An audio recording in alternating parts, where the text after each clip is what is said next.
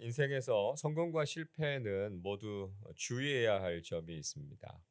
성공은 우리를 교만하게 하고요. 실패는 우리를 낙심하게 할 수 있습니다. 그래서 우리가 성공을 하든지 실패를 하든지 마음을 잘 다스릴 수 있어야 한다는 것이죠.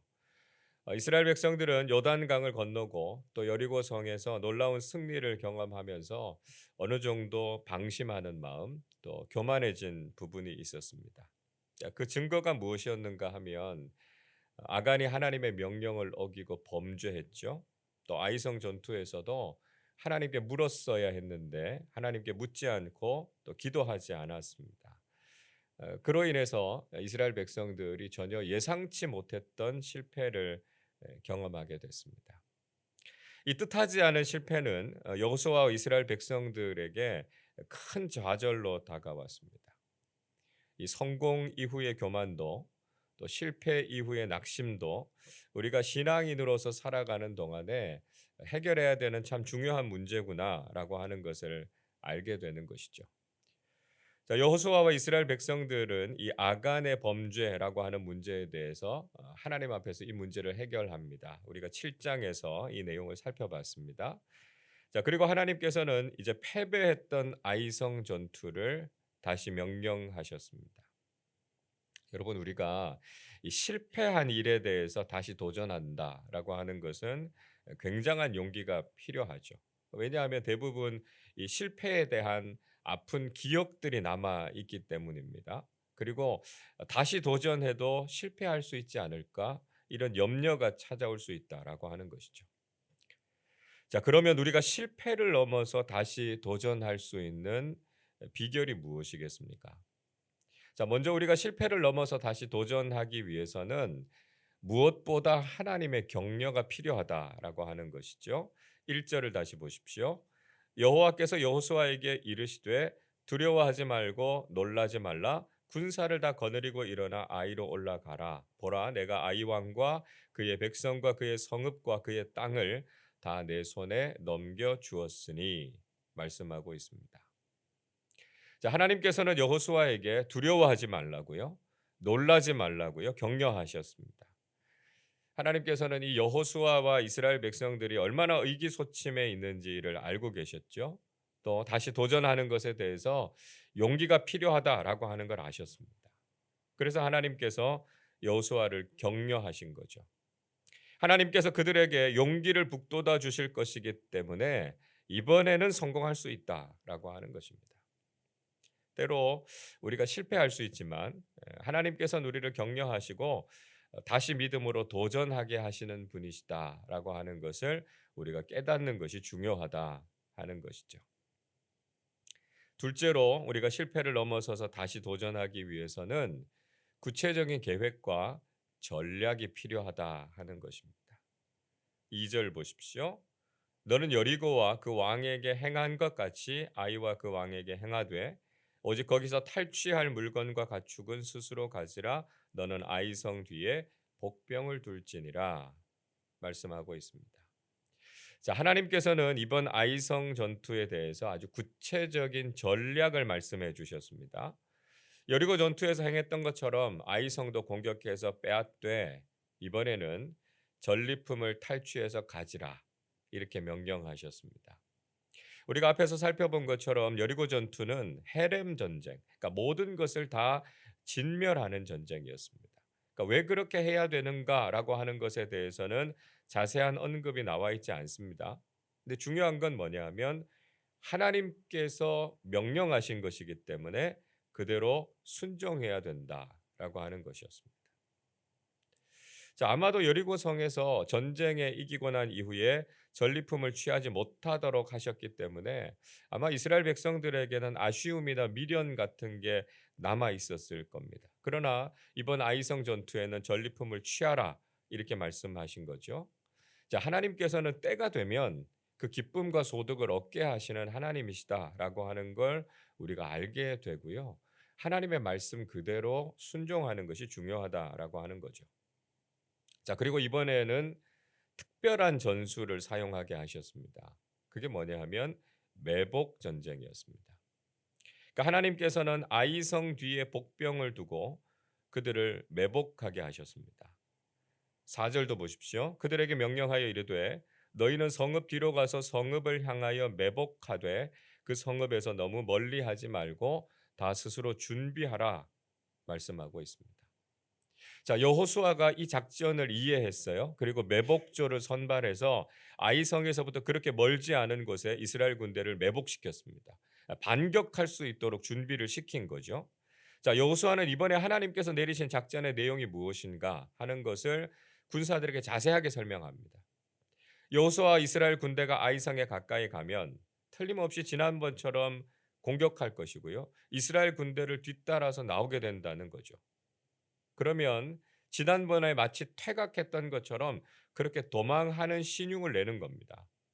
그런데 그것이 바로 아이성의 군대를 성 밖으로 유인해 내는 전략이었다라고 하는 거죠. 그러니까 아이성 군대는 이번에도 이스라엘을 이길 수 있을 것이다라고 하는 교만 또 방심 때문에 지나칠 정도로 그들을 쫓아오게 될 것이다. 이렇게 설명합니다. 자, 이렇게 되면 지난번의 실패를 만회하고 승리할 수 있다라고 하는 것이죠. 여러분, 우리가 실패를 반복하지 않고 다시 도전하기 위해서는 승리를 위한 구체적인 계획과 전략이 필요하다라고 하는 거죠. 무조건 믿음으로 나가서 싸우면 이긴다. 이런 생각을 우리가 버려야 된다는 겁니다. 하나님께서는 믿음의 사람들에게 지혜를 주시고요. 그것을 이룰 수 있는 구체적인 계획과 전략을 주시는 하나님이시다라고 하는 거죠. 그래서 우리는 세상을 압도하는 탁월한 하늘의 지혜를 구해야 한다는 것입니다. 그래야만 우리가 다시 실패하지 않게 되고요. 하나님께서 주시는 승리를 경험하게 된다 하는 것이죠. 자, 셋째로 실패를 넘어서서 도전하기 위해서는 하나님께서 명령하신 것을 그대로 지켜야 한다 하는 것입니다. 8절을 보십시오. 너희가 그 성읍을 취하거든 그것을 불살라 여호와의 말씀대로 행하라. 보라, 내가 너희에게 명령하였느니라 말씀합니다. 자, 여호수아가 이스라엘 백성들에게 하나님의 명령을 전달했습니다. 그리고 여호와의 말씀대로 행하라 이렇게 독려하고 있죠. 아마도 사람들은 나름대로 지난 실패에 대해서 분석을 했을 것이고요. 그에 대한 대책이나 전략에 대해서 말하는 사람들도 있었을 겁니다. 그러나 중요한 것은 이 전쟁에 대한 하나님의 명령이 있었다는 거예요. 하나님의 명령대로 행하는 것만이 승리의 비결이다라고 하는 것을 말씀하고 있습니다. 우리는 실패에 대해서 나름대로의 분석을 할 수 있습니다. 자, 이런 분석이 필요 없다라고 하는 이야기가 아닙니다. 그러나 우리가 인간적으로 분석하고 대처하는 것이 항상 최선의 방법은 아니다라고 하는 걸 알아야 된다는 거죠. 우리가 믿음의 사람으로서 하나님께서 무엇이라고 명령하시는가 거기에 귀를 기울여야 된다라고 하는 거죠. 그 명령 그대로 따르고 순종하기로 결단해야 된다는 것입니다. 하나님의 말씀의 길이 있고요. 그 말씀대로 따를 때 우리는 실패를 넘어서 다시 승리할 수 있게 된다라고 하는 것이죠. 여러분, 실패한 후에 다시 도전한다라고 하는 것은 결코 쉽지 않은 일입니다. 그러나 그 실패를 거울 삼아서 하나님께서 주시는 격려와 계획 그리고 하나님의 말씀에 철저하게 순종하면서 다시 도전하는 용기를 가지는 신앙인들이 되실 수 있기를 바랍니다. 자, 여호수아와 이스라엘 백성들은 하나님의 명령을 실행에 옮겼습니다. 10절 말씀 보시면 여호수아는 아침에 일찍 일어나서 백성들을 점호하고 이스라엘 지도자들과 함께 아이성을 향했습니다.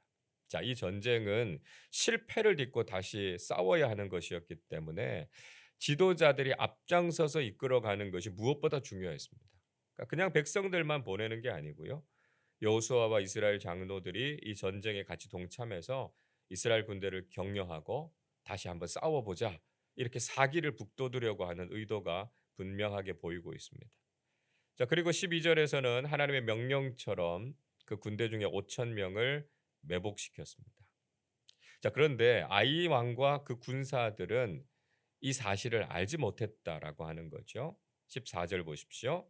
아이 왕이 이를 보고 그 성읍 백성과 함께 일찍이 일어나 급히 나가 아라바 앞에 이르러 정한 때에 이스라엘과 싸우려 하나 성읍 뒤에 복병이 있는 줄은 알지 못하였더라 말씀하고 있습니다.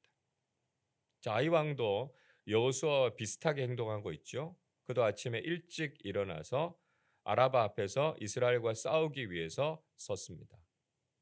그러나 결정적인 문제는 아이 왕은 이 전쟁이 전면전이 아니고 매복전이다라고 하는 것을 알지 못했다라고 하는 거예요. 자, 이게 보여주는 게 뭡니까? 이것은요, 지휘관과 리더의 역량에 있어서 무엇이 정말 필요한가라고 하는 걸 이야기해 주는 거죠. 그냥 열심히 싸우는 것, 그냥 앞장서는 것, 이게 중요한 게 아니고요. 알아야 할 것을 반드시 알아야 한다는 것입니다. 리더가 영적인 진리를 깨닫지 못하면 그 공동체가 위험에 빠지게 된다라고 하는 거죠. 자, 그래서 우리는 이 영적인 리더들이 지혜를 가질 수 있도록 기도하는 것이 필요하다라고 하는 것입니다. 자, 이 전쟁의 전략을 몰랐던 아이 왕과 그 군대는 여호수아와 이스라엘의 전략에 말려들고 말았습니다. 자, 15절에서 이스라엘 군대는 지난번처럼 거짓으로 패하서 도망가는 척했습니다.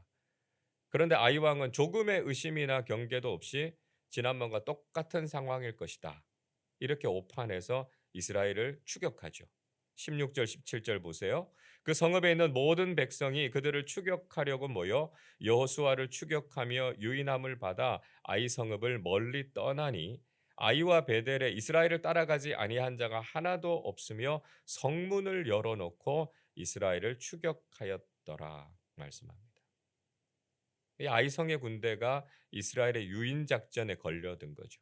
그래서 성문을 활짝 열어놓은 채로 이스라엘을 추격하기 위해서 꽤 먼 거리를 모든 군대가 다 따라간 겁니다.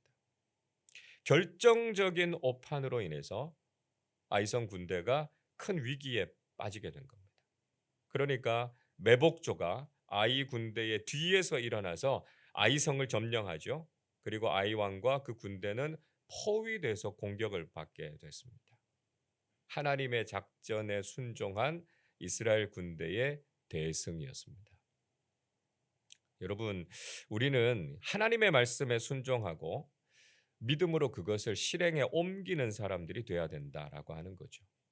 하나님의 지혜는 인간의 모든 생각을 뛰어넘습니다. 우리가 하나님의 명령을 들었다면 이제는 그 말씀대로 실행하는 사람들이 되어야 한다는 것이죠. 말씀을 들었지만 아무것도 하지 않는다면 정말 아무 일도 일어나지 않습니다. 그러나 하나님의 말씀을 듣고 그 말씀에 순종하는 자들에게는 하나님께서 믿음의 놀라운 일들, 믿음의 승리를 허락해 주신다라고 하는 것이죠. 오늘도 하나님께서 주시는 말씀에 온전히 순종하시고 실패를 넘어서 다시 도전할 수 있는 용기를 가지고 하나님께서 우리에게 주시는 진정한 승리와 영광을 누리는 삶 살아가시기를 주님의 이름으로 축원합니다. 기도하겠습니다. 사랑과 은혜가 풍성하신 아버지 하나님, 감사를 드립니다. 때로 우리가 성공했다고 해서 교만하지 않게 하시고 실패했다고 해서 낙심하지 않게 해 주옵소서. 때로는 실패하고 넘어지지만 저희들을 격려하시고 용기를 주시는 하나님의 말씀을 의지해서 다시 일어나 도전하는 사람들이 되게 하여 주옵소서. 하나님의 말씀에 철저하게 순종하게 하시고 그 말씀대로 실천하는 사람들이 되어서 하나님께서 주시는 믿음의 승리를 경험하게 해 주옵소서. 저희들은 믿음으로 살아간다고 하지만 또 연약하고 부족해서 넘어질 때가 많습니다. 하나님의 말씀에 늘 귀 기울이게 하시고 하나님께서 주시는 지혜와 능력으로 삶의 모든 문제를 이기고 믿음으로 승리하는 교우들 되게 하여 주옵소서. 감사드리며 우리 주님 예수 그리스도의 이름으로 기도하옵나이다. 아멘.